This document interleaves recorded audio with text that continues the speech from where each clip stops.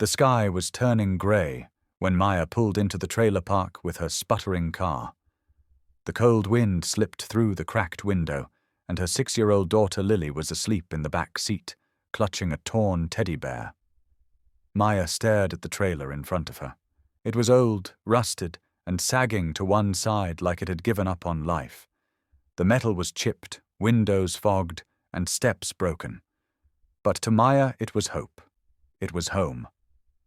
She had bought it for $300, the last bit of money she had left.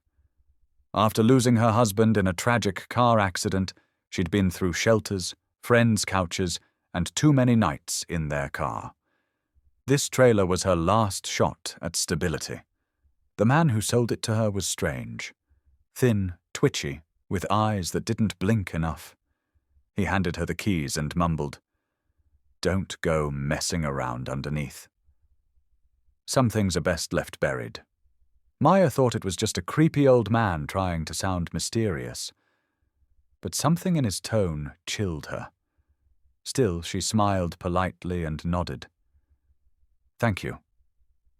He didn't answer, just walked away, leaving her and Lily to a forgotten piece of metal in the middle of nowhere. That night, Maya laid a blanket over the torn sofa inside the trailer while Lily curled up beside her. The wind howled outside, and the floor creaked under every step. The air smelled like dust, mildew, and metal. As she lay in the dark, staring at the stained ceiling, Maya heard something odd. A dull knock, then another, coming from the floor beneath her. She told herself it was just the wind, or maybe rats. It was an old trailer after all. But the knocking didn't stop. It got clearer, slower, deliberate. She sat up, listened. Then, silence. The next morning, Maya brushed it off. Too tired, too stressed. Maybe her mind was playing tricks. She focused on cleaning up the place, wiping years of grime off windows, taping broken glass, even putting up a photo of her late husband. But that evening, something even stranger happened. Lily pointed at the floor near the far wall and said, "Mama, someone's under there." Maya's blood turned cold. "What do you mean?" "I heard a whisper. Last night. It said my name." Maya froze. She lifted the corner of the rug. The wooden floorboards looked normal, but when she tapped them, they sounded hollow. She leaned closer. A faint chill ran up her neck. There was something beneath them. That night, Maya didn't sleep.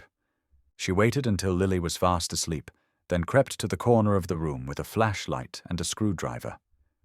Every creak in the floor made her heart pound. Kneeling down, she started unscrewing the warped floorboard. The wood resisted, as if it didn't want to let go. Finally, with one last pull, the panel came off, revealing a thick layer of dust, some old wires, and a metal hatch, a hidden trapdoor, right beneath her home. Maya's hands shook. She brushed away dirt and cobwebs. There was no handle, just a small ring embedded in the center. With a deep breath, she grabbed it and lifted. The hatch creaked open with a rusty moan. Cold, damp air rushed out like breath from an ancient tomb. Inside was a narrow wooden ladder descending into blackness. Maya's flashlight flickered. She pointed it down. She could barely make out the bottom. It looked like packed dirt and walls. What in the world was this? She looked back at Lily, sleeping peacefully on the couch. A mother's instinct told her not to go down. But another voice, curiosity, survival, maybe desperation, pushed her forward. She gripped the ladder and slowly began to climb down. The air grew heavier with every step. Her light flickered again. The basement, or whatever it was, smelled of rot, iron, and mold. When her feet hit the ground, her boots sank slightly into damp soil. She panned the flashlight around. The space wasn't just a basement, it was a bunker. Wooden beams held up the dirt ceiling. Boxes and bags lay scattered, half-rotted. Cobwebs hung thick like curtains. In the corner of the bunker, a small, rusted tricycle. A child's toy. Forgotten. Covered in dust. Next to it, pinned to the wall with a nail, was a photograph. Faded, creased, and torn. A little girl smiled in it. Behind her was this trailer. Maya stepped closer. Her hand trembled as she reached for the photo. Then she heard it. A whisper. Right behind her ear. "Help me."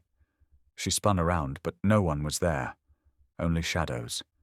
And silence. The air down in the hidden bunker was thick, almost alive. Maya's breath fogged in the flashlight beam as she clutched the faded photograph of the unknown girl. Her instincts screamed at her to climb back up, shut the hatch, and never speak of this again. "Help me." It echoed in her mind, over and over. She stepped forward slowly, light scanning the earthen walls. Her boots squelched in the damp ground. Then she saw it. A line of shallow graves, each marked not with a cross, but with a child's toy.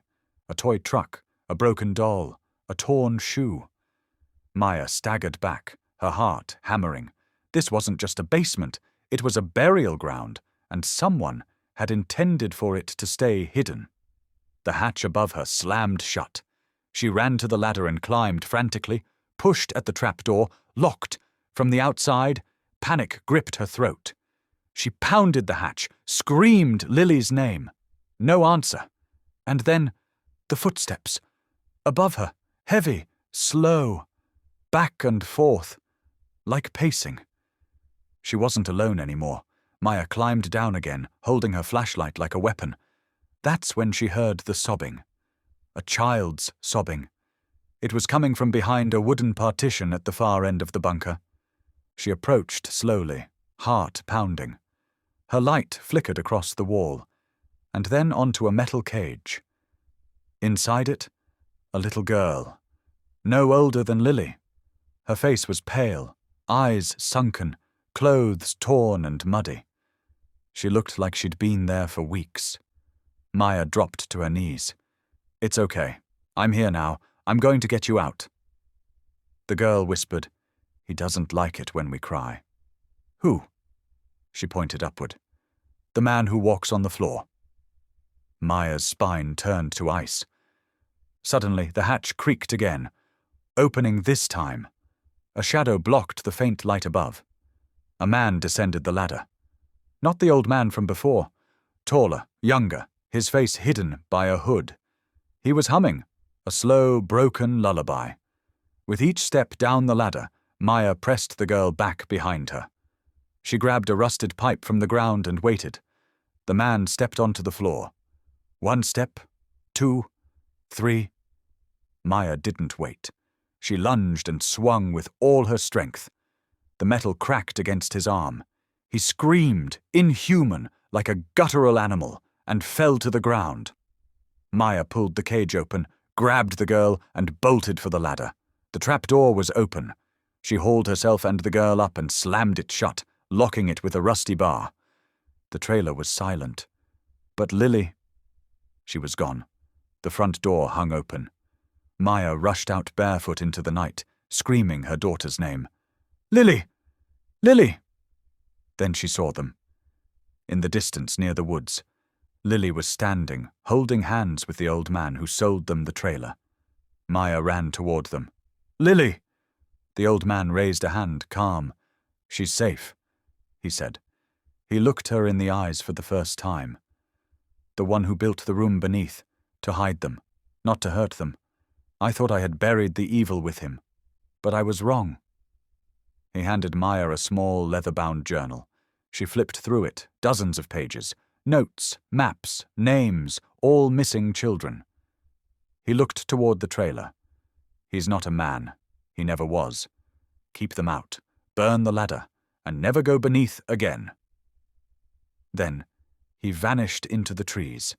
The police, the proof, the mystery Maya called the police. Hours later they arrived with K9 units and crime scene teams.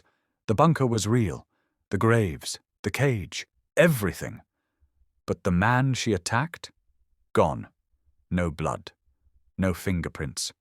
No footprints. The journal contained the names of 7 children, 5 confirmed missing over the last 20 years. One of them was the girl Maya saved. Her name was Emily. She had disappeared 4 years ago during a camping trip with her foster family. She didn't speak much, only repeated, "He feeds on voices. That's why he only comes when we cry." Maya refused to leave the trailer, but she changed it. She sealed the trapdoor with concrete, burned the ladder, and kept both girls close. She adopted Emily within 6 months. Some nights, Maya still hears footsteps on the floor, but she doesn't go down. Not anymore, because what she found beneath that trailer defied explanation, and some truths are better left buried.